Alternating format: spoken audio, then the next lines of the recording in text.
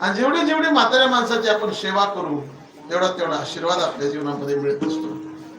त्याच्यामुळं सगळी सेवा वगैरे करायची बरं का म्हाताऱ्या माणसाची. यशोदा म्हणली एवढ्या जोरात टाकला तो डेरा, म्हातारा आहे का गेलं? ती म्हणली ते बी सतकत वाटतच नव्हतं. 3दा ऍक्सिडेंट झाला, 4 वेळेला विहिरीत पडलं, कोरोना झाला, ऍक्सिडेंट झाले, तरी अजून नाही त्याला काही झालेलं नाही. याचाच अर्थ काय आहे? आयुष्य त्यांचं शिल्लक. दुसऱ्या डोळीने सांगितले यशोदे गाय सोडून दिल्या, गाढव आणून बांधले, फटाफट लाथा मला मारले. तिसऱ्या डोळीने सांगितले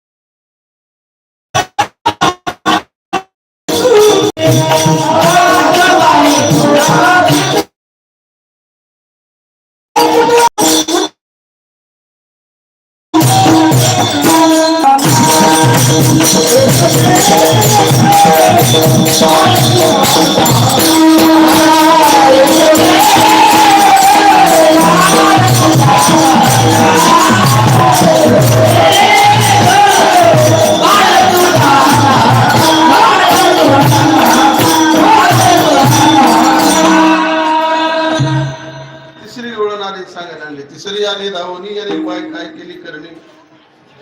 पती पत्नी आम्ही झोपलेलो होतो, दाढीची वेणीची गाठ बांधली म्हणली. जसं कन उठली वेणी गुंतली झाली, गवळण बावरी दाढी वेणीची गाठ आहे.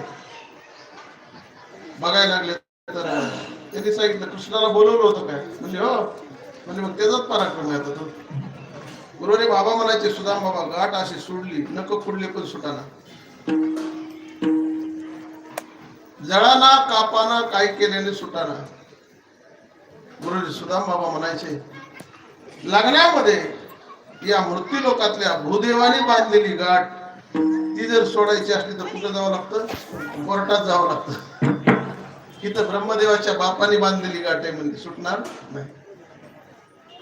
लग्नामध्ये कोण पुढं चालतं? नवरी का नवरदेव? नवरदेव पुढं चालतो.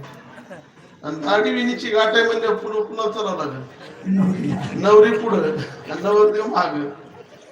त्यात गुरुनाम गुरु बंकटस्वामी महाराज म्हणायचे नवरदेव जरा काय होता, पूजा होता, नवरी उंच होती थोडी, अशी बरोबर दाढी धरायची.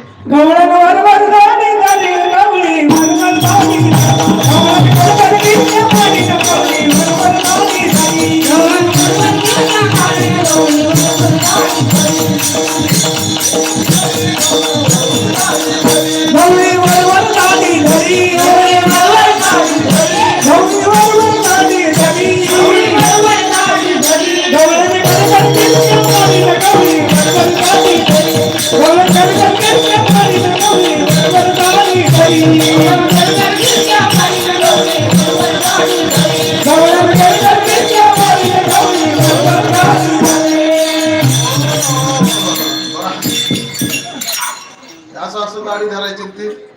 तर स्वामी महाराज म्हणायचे ती चालताना जशी पंजाब मेल चाललेली म्हणायची. पहिली फास्ट रेल्वे होती पंजाब मेल. तुरु तुरु तुरु तुरु माग पळायला लागले, पोरं हुरे करायला लागले, फजिती झाली त्यांची. यशोदे पुढे उभा राहिले, माफी मागितली. भगवान परमात्मा म्हणले आई बरं झालं तिला देवाने बांधलंय. देवानेच बांधलं होतं ना. कृपा दृष्टीने पाहिलं गाठ सुटली. वेगवेगळ्या खोड्या केल्या. काय काय खोड्या केल्या प्रमाणाने सांगतो तुम्हाला मी. आरतीचा टाइम झालेला आहे.